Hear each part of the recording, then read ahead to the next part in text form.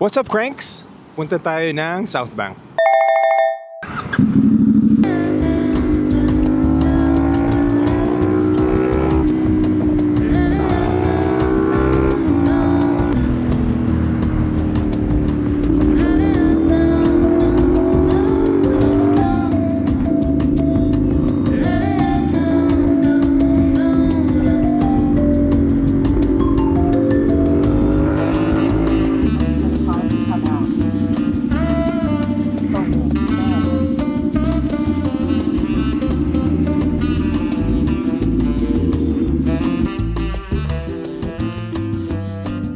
Tayo guys, tingnan mo, very chill yung vibe.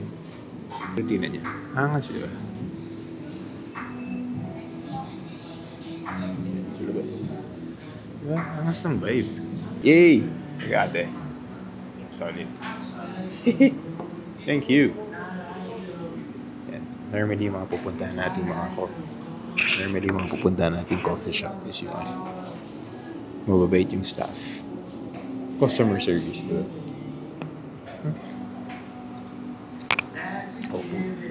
Oh, solid. Sarap, grabe. Ice long black tayo.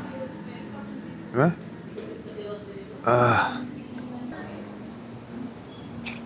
Boom, solid, diba? Avocado toast. Diba?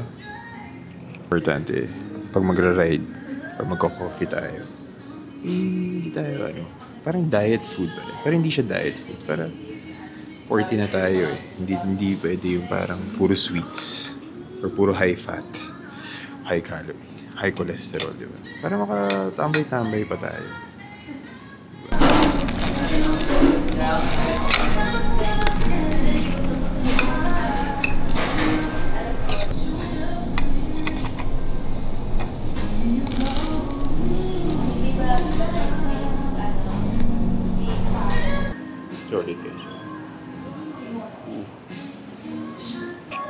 Actually, this can rival yung favorite ko na isang avocado toast, which is a single origin.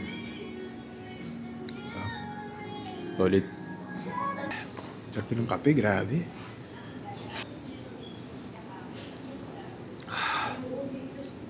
Sarap talaga ng kape, grabe.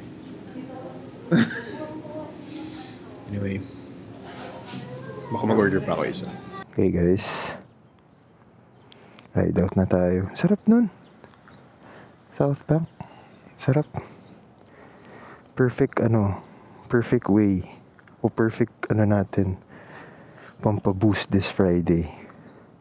Medyo stressful this week sa office.